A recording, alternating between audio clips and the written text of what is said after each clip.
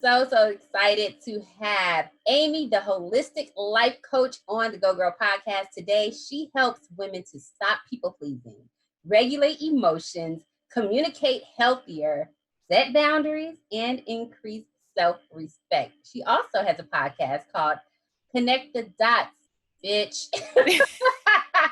Amy, thank you so much and welcome to the Go Girl podcast. Thank you so much for having me. I'm thrilled to be here. But you have like the best radio voice ever. Well, thank you. I did radio. Really? Yes.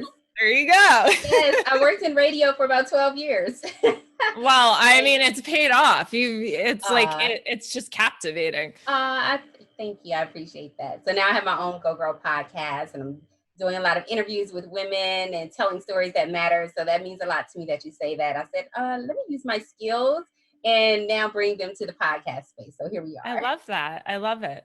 And speaking of love, I love so many of your posts on social media. They resonate with me so much. And I feel slightly attacked with a lot of them, which I think is a great thing because it means I am aware and I see some of the problems that I might have brought to relationships or some of the things that I really need to work on. So thank you for your social media post. You're welcome for attacking you in a good way. Yes. So I'm new to boundaries. I'm still learning to set them, but or I set them, but I need to learn to stick with them, right? And have that self-respect. But it all stemmed from about a few years ago. I left a toxic relationship. And in the relationship, I wasn't aware of boundaries, right? My body felt so uncomfortable so many times. I could feel the anxiety in my stomach. I could feel my throat tightening up when I wanted to say something and I don't. And after the relationship, I learned about boundaries and I learned to really center in and tune in to myself. So that's why I wanted to bring you on, because I talk to a lot of women about building a healthy relationship with self and with others. And I think you will just share so much wisdom with the women on this podcast. What I want to know is, what is the first step in setting a boundary? Deciding what your boundary is, right? Okay. Like when we're in situations and we feel uncomfortable, we need a boundary set, right? If we're in a conversation and we're feeling uncomfortable or we're feeling like somebody's speaking to us in a way that we don't like, that's our opportunity to speak up for ourselves. And most of us don't do that because we don't feel like we're allowed to speak up. We feel like we have to let people treat us however they're treating us. And where do you think that stems from? I'm sure it's like childhood and everything. Yeah. So if we rewind and go all the way back to childhood, normally the example that your parents or guardians set based on how they interacted with each other and how they conditioned you as the child, right? So what was the dynamic between parent and child, and what was the dynamic between parent and parent? If there was a single parent, that makes it even more complicated because now you're in an adverse childhood environment, which is a whole different topic. Right. But normally it's if your parent, like my parents were very strict and controlling, and I have open conversations with them about it now, and we're on good terms and we have great relationships, but they didn't know any better. That's how they were raised. Right. So they had kids, they did what they were shown and taught to do, and they didn't realize the impact it was having. It wasn't teaching us to be confident and speak up for ourselves. It was teaching us to just obey, shut up, do what you're told, be seen and not heard, were all things that I grew up learning how to do. And that's so true that you said that their parents taught them that, because it is a cycle. So now we're all in it, or a lot of people are in this space where we are trying to relearn and reparent ourselves. That's like a term right now, because we need to get out of that conditioning with the people pleasing and everything in that way. So say you found out or you feel uncomfortable. Okay, I'm uncomfortable. I need to set a boundary right now. How do you do that?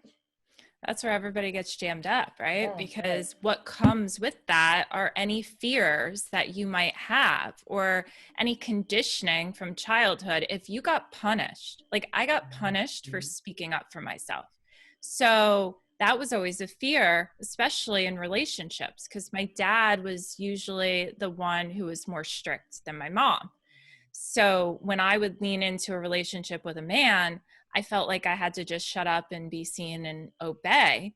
And when I was uncomfortable, my mom and dad's relationship was my mom just tolerated it, right? She made excuses for it, even if it hurt her, and she tolerated it. And that's what she taught me how to do. So then in my relationships, that's exactly what I imitated. So to be able to speak up, you have to work through that previous conditioning. Otherwise, you can be really triggered in those moments and those fears take over. And, if they counter with something, you will just, give most people, like you had just mentioned previously, you have a hard time right. upholding your boundaries. Yeah, upholding boundaries. And then sometimes you just shut down because, like you said, if I'm not heard or I don't know how this person will react, that was my thing. If they'll go into a rage or something. So instead, I will learn to be quiet. I will walk on eggshells instead of saying anything. But then I am just totally uncomfortable in this situation. So, Yeah. how did you break out of that cycle then? Because if you were in relationships where it was the same, where you cannot speak up or you just tolerated the behavior, how did you break out of it? Like, okay, well, I know I need to work on this. What is the first step? What is the first thing you should do? I got sick of my own shit. Yes, yes. Girl, I said that so much within like the past, like during this healing journey. Like, I'm sick of this shit. I'm sick of my own shit. You have to get to that place, right? Where you like experienced it over and over and over again. And then finally you're like, enough. Like I can't change them. I keep bumping into these same types. Mm-hmm. I am the common denominator. I've got to do something different. And so for me, it was, obviously a lot of kind of emotional reflection on my upbringing and the dynamics, but active like steps forward, right? So just little steps, whether it was with my parents or siblings or friends, being really mindful of, I always react this way when they do this, and I don't like that. So how can I change it to make it feel more aligned with me? How can I speak up for myself? How can I feel good in each of these interactions? And like one by one, I started to clean them up. But it's not an overnight everybody thinks, boundaries, that shouldn't be hard. And it is. Right. It's really hard. So talk about that. When you first are setting boundaries, I'll speak from my experience. It feels uncomfortable. And I've actually talked to a few friends about this. It feels a little, not totally uncomfortable, but you feel guilty. You start to feel like, is this even okay that I'm saying this? How are they going to respond to me setting a boundary? And pretty much like, how do we navigate those feelings and feel comfortable setting that boundary when inside we feel guilty and we feel like, oh, they're not going to accept this or they're going to leave me alone because now I'm speaking up for myself? It's a confidence thing. So if you've conditioned yourself over time to be a people pleaser, which is what you're what you're explaining to me, right? You make yourself responsible for other people's actions and words. And believe it or not, the majority of us do it because we lack that knowledge and those personal boundaries. So what happens is maybe you grew up in a house like I did, where mom made me responsible for how she was feeling all the time. She was in a bad mood. She came down and you didn't do anything, but it's your fault and you need to fix it. And that's not fair to a child. So you take that and you look at the trajectory of that child's life, and they end up in situations, friendships, family dynamics, romantic relationships, where they're making themselves responsible for somebody else. So what does that do? It stifles your ability to want to communicate because you feel bad, you feel guilty, you feel like, if your pattern growing up was me speaking up for myself made them react or attack. I need to protect myself from that happening, even if I'm in front of a different person. Our brain functions in a very interesting way. It puts things into black and white categories, right? So we skip all the context. You have a bad experience with Joe over here. Joe's no longer in your life, and you meet Dave, and all of a sudden you're looking at Dave through the Joe filter. And you're not recognizing that there's different context. You're different in this dynamic, but you skip that and you immediately go into protective mode. So to work through that, you've got to build up your confidence and those personal boundaries, which means recognizing you're only responsible for yourself. You have absolutely no control over how another person perceives you, feels about you, thinks about you, speaks to you, or behaves. And really just repetitively reminding yourself, because that took repetition and time for me. I was, a people pleaser myself and always making myself responsible for everybody in my life. And see, I got to this space where I have to realize, okay, me saying what I want to say and speaking up for myself, as like you said, I'm not responsible for how they take it. I'm not responsible for how they react to it, but this is how I feel. And my feelings matter. And so I'm going to speak up for myself and deal with the consequences after, but at least it's out of me, because otherwise it feels some type of way in my soul and spirit. If I'm not speaking up, then I'm the one just feeling totally uncomfortable and not releasing that. Yeah, you're abandoning your own needs and your own wants and your own feelings by not speaking up. The minute I started telling myself that, because I always felt abandoned growing up, and then I didn't want anyone else to feel that way. So I'm like, I'm not going to tell you hurt my feelings because I don't want to hurt yours. I had to know my heart. That's a level of confidence that you really have to tap into, right? I know my intentions are good. I know my heart is pure. I know I'm not maliciously trying to attack anyone here, but I can't abandon me anymore. Yes, I like that. I've been saying that the past week or two. I am honoring myself. Yeah. That's what I have to say to myself, because even can we talk about boundaries when it comes to self? And I feel like it starts with you first.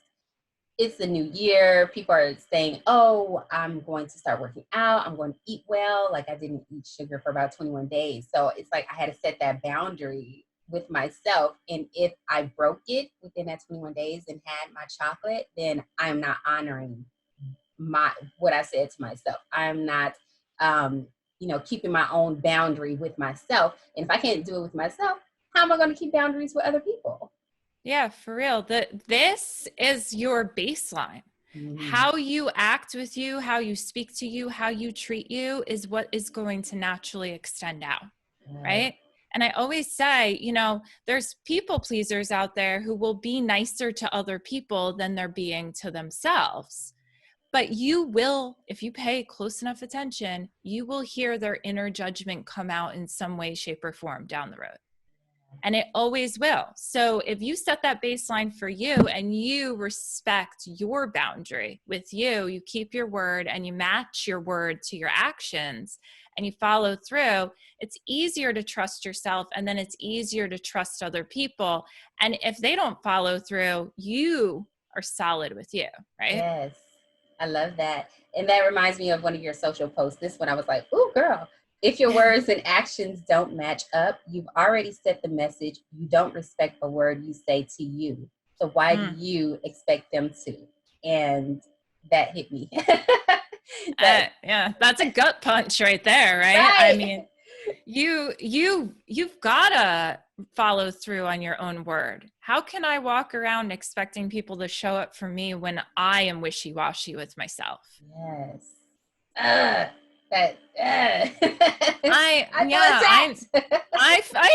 know. I attack myself with my own quotes. Like, oh, that was good. Ouch. I needed that. Often, it comes out and then I go, what? Oh, that was good. Yes. But so many people think it's good. That's why you have your followers and love on social media. I was going to ask, how do you communicate your boundaries, maybe even in a friendship and relationship? This is actually from Millennial Professor on Instagram. How do you set boundaries in a new friendship relationship, in a new one? In a new one, well, you got to get to know the person first, right? Mm-hmm. And that takes time. Like, you don't know somebody in a few weeks or even a couple months. Right. So going into any new relationship, knowing your own boundaries and knowing what you're available for, right? That's the key. What am I available for and what am I not available for? If this person is going to speak to me this way, I'm not available for it. I don't have to attack anyone, but within the right context, I may just have to like check myself mentally and make a note, right? Mm-hmm. They make me feel this way, so I'm not going to share this information with them moving forward. Right. Or it's an opportunity to speak up. And, you know, a common one people always ask me with friendships is like time boundaries. Mm-hmm. A lot of my friends are married with children. I'm not at this Same. point. Mm-hmm. So it's a different dynamic. Their scheduling is kind of chaotic, and I'm very clear, like, I'm available at this time on this day. Yeah, same. And I've learned, because I used to get mad, I would look at them like they were me. And I would hold everybody to the same standard I did and not accept them from where they're at. And that's a missing link that people forget, is that, yes, you're going to treat people how you treat yourself, but you also have to accept people for what they're showing you. Right. You know? So I've had to learn to be more flexible with their schedules and understand the big picture, and that takes time.